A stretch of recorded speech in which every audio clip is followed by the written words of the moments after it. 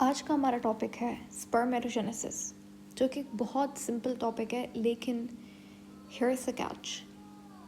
बहुत जगहों पे आपको बहुत सारी वीडियोस मिलेंगी स्पर्मेटोजेनेसिस वाले टॉपिक के ऊपर, बट द पॉइंट इज़ कि कहीं पे कोई इन्फॉर्मेशन मिसिंग होती है। हर वीडियो बहुत बोर्ड स्पेसिफिक होती है। अगर कोई एक चैनल है जो कि सिंध बोर्ड को देखकर बना रहा है, तो वो सिंध बोर्ड बेस्ड होती है, मतलब। लेकिन मसला ये कि कॉन्सेप्ट तो सेम ही है ना, चाहे वो कोई भी बोर्ड हो, चाहे वो NCERT क्यों ना हो, चाहे वो AKU के सिलेबस में क्यों ना हो। सो द पॉइंट इज़ कि आपको हर चीज़ पता होनी चाहिए जो कि इम्पॉर्टेंट है, रिगार्डलेस आप कौन सी क्लास में हो, या फिर चलो क्लास फिर भी मैटर करती है, लेकिन आप कौन सा बुक पढ़ रहे हो। तो उस हिसाब से आज की इस वीडियो में हम इस टॉपिक को बहुत डिटेल में कवर करेंगे, बट बहुत सिंपल तरीके से। Let's start. स्पर्मेटोजेनेसिस का मतलब क्या होता है? सबसे पहले इसका मतलब होता है, जैसे मैंने आपको बताया था कि ह्यूमन के अंदर सेक्सुअल रिप्रोडक्शन होती है, जिसके लिए आपको स्पर्म एंड ओवम की ज़रूरत होती है। स्पर्म बनाने के प्रोसेस को हम लोग स्पर्मेटोजेनेसिस, ओवम बनाने के प्रोसेस को हम oogenesis कहते हैं। तो स्पर्मेटोजेनेसिस को अगर मैं लिखूँ मैं इसको स्पर्म प्रोडक्शन लिख सकती हूँ। लेकिन अगर मैं बात करूँ स्पर्मेटोजेनेसिस, अगर मैं कहूँ कि इट्स द प्रोडक्शन और फॉर्मेशन ऑफ स्पर्म, तो ये एक्चुअल में थोड़ी सी गलत बात है। ठीक है, जनरली तो हम लोग लिख देते हैं कि ये स्पर्म का बनना स्पर्मेटोजेनेसिस होता है, लेकिन ऐसा नहीं है। असल में क्या होता है कि हमारे पास जब एक पेरेंट सेल से हमारे पास जब स्पर्म बनते हैं, तो स्पर्म बनने से पहले यहाँ पर एक स्टेप होता है जहाँ पे सेल्स बनते हैं, इनको स्पर्मेटिड कहा जाता है। ठीक है, ये स्पर्मेटिड स्पर्म ही होते हैं, लेकिन अनमेच्योर स्पर्म्स होते हैं। तो पेरेंट सेल से स्पर्मेटिड का बनना स्पर्मेटोजेनेसिस कहलाता है। सही है, तो formation of spermatid is spermatogenesis. Clear हो गया? सिंपल सी बात है। फिर स्पर्म कैसे बनता है? देखो, स्पर्मेटिड ही मेच्योर होता है और वो स्पर्म बनाता है। और ये जो मैच्योरेशन ऑफ स्पर्मेटिड है, इस मैच्योरेशन को आप नाम देते हो स्पर्मियोजेनेसिस का। स्पर्मियोजेनेसिस, दोनों अलग अलग टर्म्स हैं, दोनों इंपॉर्टेंट है। यहाँ तक बात समझ आ गई? अब ये है कि ये होता कहाँ है, स्पर्मेटोजेनेसिस कहाँ पे हो रहा है? क्या ये स्टमक के अंदर हो रहा है, या फिर कहाँ पे, कौन सी स्पेसिफिक ऑर्गन के अंदर ये चीज़ हो रही है? तो स्पर्मेटोजेनेसिस हमारे पास होता है मेल्स के अंदर। स्पर्म का बनना जो है वो स्पर्मेटोजेनेसिस कहलाता है। हम लोग ये कहते हैं, लेकिन एक्शन मैंने आपको आज बता दिया कि स्पर्मेटोजेनेसिस का मतलब होता है स्पर्मेटिड का बनना। नाउ लोकेशन जानिए कि ये हो कहाँ रहा है। अगर आप, क्योंकि अभी तक हमने मेल रिप्रोडक्टिव सिस्टम नहीं पढ़ा, तो हमें नहीं पता कि सेमिनिफरस ट्यूब्यूल्स क्या होती हैं और टेस्टिस क्या है, स्क्रॉटम क्या है। तो ये अभी तक मैं ये मान के चल रही हूँ आपको नहीं पता, क्योंकि I want you to watch the videos according to the series that are in the playlist. ठीक है, उस सीरीज़ को आप ज़रूर फॉलो कीजिएगा, लेक्चर 1, लेक्चर 2। ठीक है, कोई भी आपने स्किप नहीं करना। ओके, तो ये कहाँ पे हो रहा है? अभी के लिए इतना याद रखिएगा। मेल्स के अंदर हमारे पास इस तरीके से, जैसे फीमेल्स के अंदर ओवरी होती है, मेल्स के अंदर टेस्टिस होते हैं। आपने नाम सुना होगा टेस्टिस का। और टेस्टिस के अंदर इस तरीके से लॉब्यूल्स होते हैं, इनके अंदर ही स्पर्म बनता है। और ये जो जगह है, इसको हम लोग सेमिनिफेरस टिब्यूल बोलते हैं। ऐसी बहुत सारी टिब्यूल्स होती हैं। एक टेस्टिस के अंदर 2 टेस्टिस होती है मेल के अंदर। ठीक है, तो एक टेस्टिस के अंदर बहुत सारी टिब्यूल्स होती हैं। इन टिब्यूल्स का नाम आपको याद रखना है। इस जगह पर इनको क्या कहते हैं? इनको कहते हैं सेमिनिफेरस टिब्यूल। सेमिनिफेरस टिब्यूल के अंदर स्पर्मेटिड बनता है। ठीक है, अब देखो, स्पर्मेटिड बनने के लिए 37 डिग्री सेल्सियस टेम्परेचर जो होता है, जो नॉर्मल बॉडी टेम्परेचर होता है, वो नहीं चाहिए होता है। इसके लिए थोड़ा सा कम टेम्परेचर चाहिए होता है, 34 डिग्री के अराउंड, 34-35। तो अब मसला ये है कि बॉडी के अंदर तो इतना टेम्परेचर होता है 37, तो इसीलिए जो मेल्स के अंदर टेस्टिस प्रेजेंट होते हैं, वो एब्डोमिनल कैविटी के बाहर प्रेजेंट होते हैं, for the sake of forming sperms.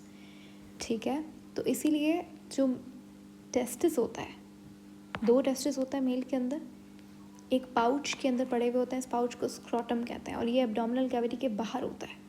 ठीक है, यहाँ पर क्योंकि ये एब्डोमिनल कैविटी के बाहर है, तो टेम्परेचर कम होता है, 34 डिग्री सेंटीग्रेड यहाँ पे टेम्परेचर होता है। टेम्परेचर मेंटेन हो जाता है यहाँ पे, एब्डोमिनल कैविटी के बाहर है। तो यहाँ पे स्पर्म्स की फॉर्मेशन होती है। बैकग्राउंड समझ आ गया? ठीक है।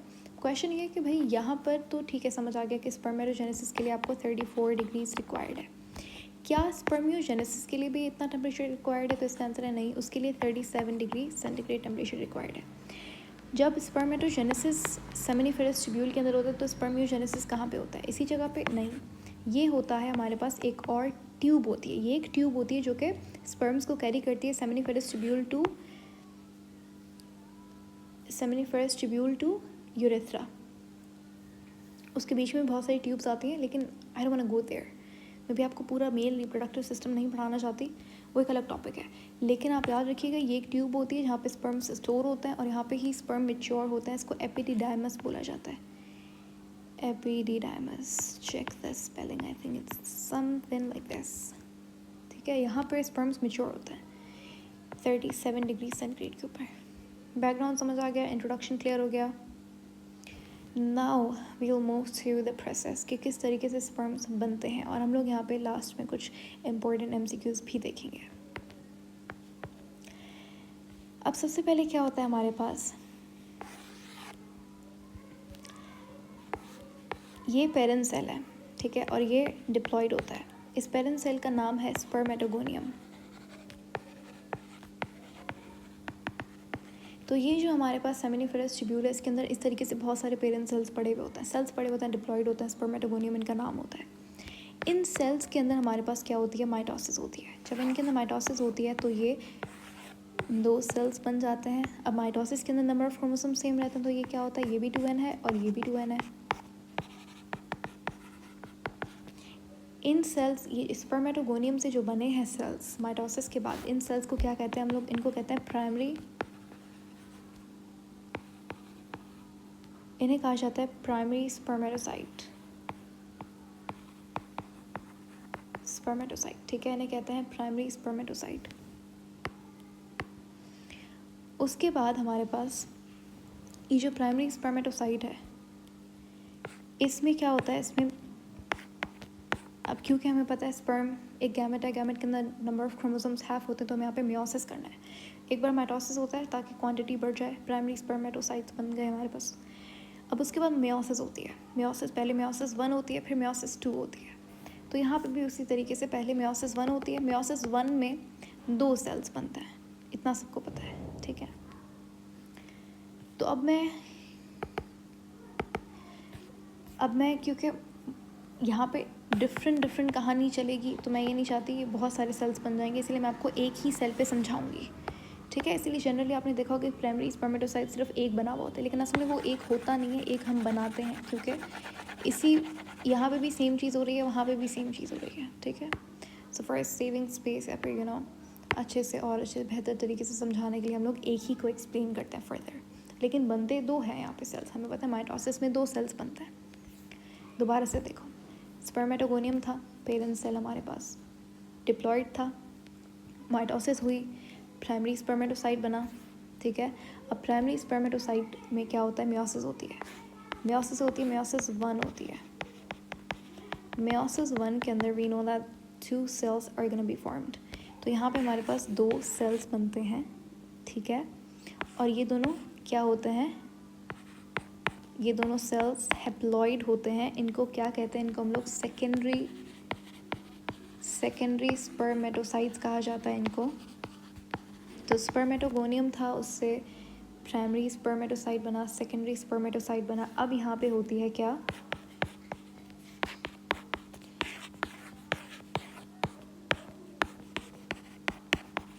अब ये सारे हैप्लॉइड हैं, ठीक है। ये क्या हुई है? ये यहाँ पे मेयोसिस 2 हुई है।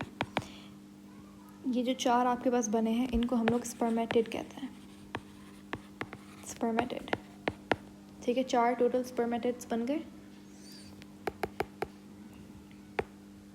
ठीक है। एक प्राइमरी स्पर्मेटोसाइट से 4 स्पर्मेटिड बने। अब ये स्पर्मेटिड के पास कुछ भी, अब देखो स्पर्म का स्ट्रक्चर अगर आपको याद है तो हेड होती है, टेल इस तरीके से कॉलर होता है, फिर टेल होती है। तो अब यहाँ पे जो स्पर्मेटिड है, ये अनमेच्योर स्पर्म है, ये मेच्योर नहीं है। अभी तक जो हुआ है प्रोसेस, ये कहाँ पे हो रहा है? अभी बताया था मैंने, ये कहाँ पे प्रोसेस हो रहा है? ये सेमिनिफेरस ट्यूब्यूल के अंदर प्रोसेस हो रहा है, जो कि कहाँ पे? टेस्टिस के अंदर ट्यूब्यूल होते हैं, ठीक है। टेम्परेचर कितना है 34 डिग्रीज पे ये चीज़ हो रही है। अब स्पर्मेटिड बन गया। अब स्पर्मेटिड से यहाँ पे ये मैच्योर होते हैं और इस तरीके से स्पर्म्स बनते हैं, ठीक है। अब maturation of spermatid is called as spermiogenesis. Spermiogenesis कहते हैं इसको। और स्पर्मियोजेनेसिस कहाँ पर होता है? एपिडिडाइमस में होता है, पहली बात। और दूसरी ये कि कितने टेम्परेचर पे होता है? 37 डिग्रीज पे होता है। यहाँ तक बात समझ आ गई, ठीक है। अब हम लोग कुछ MCQs देखेंगे स्पर्मेटोजेनेसिस का।